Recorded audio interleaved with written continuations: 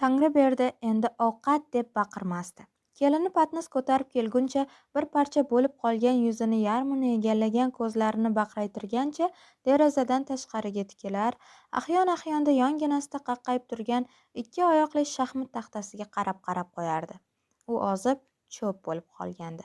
Xuddi mumiyolangan jasaddek kundan kun kichrayib, yemirilib borayotgandek edi. Qalbida hamma narsa ayqash-uyqash bo'lib ketgan.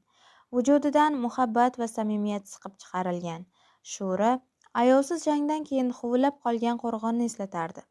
Sovuq shamol, yelvizak hukm surardi u yerda. U jismonan yengilgan edi.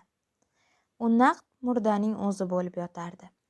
Kunlarning birida sahar payti edi. Osmon yorishgan, qushlar chaqchaqlab tongni xushlayotgan sokin bir palla edi. Tangriberdi uyqudan cho'chib uyg'ondi. Uyg'ona solib irg'ib o'rnidan turmoqchi bo'ldi. Biroq jonsiz oyoqlari qimir etmadi. Ajablandi. Tarashadek qotgan oyoqlariga hayron bo'lgandek bir necha soniya tikilib qoldi. Keyin olazarak bo'lib atrofga alangladi. "Ena!" deb baqirgisi keldi. Ammo baqirmadi. Baqira olmadi. Chunki karavotdan sal nariga solingan o'rinda o'ziga quyib qo'yganday o'xshash bir bola pishillab uxlab yotardi. Ko'ksini ajib tuyg'u qamrab oldi. U bolani qo'liga olgisi, bag'riga bosib erkalatgisi keldi. Ammo bolakayning shirin uyqusini buzgisi kelmadi. So'ng nigohlari beixtiyor shaxmat taxtasiga qadaldi.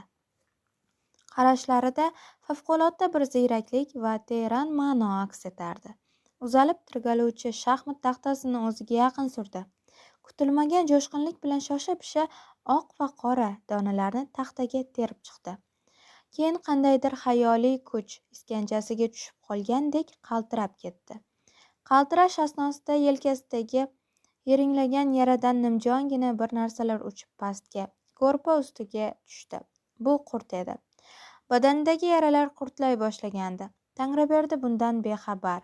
Yuragi hech yerga sig'maydigandek gursillab urar, olov yoqilgandek ko'zlari taxtaga qadalgancha tik qotgandi.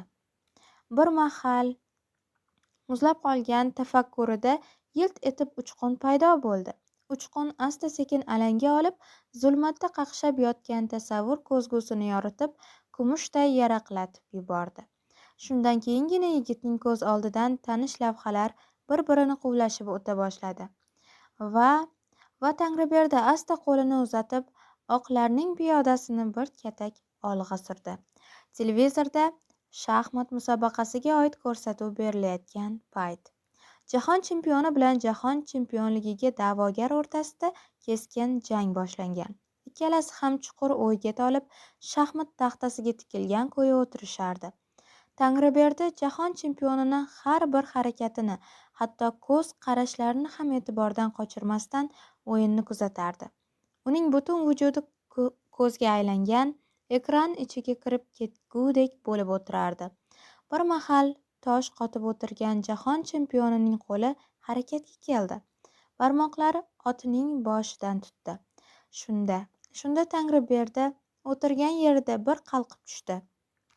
"Yo'q", deya pichirladi u hayajonlanib. "Otni qo'ya tur.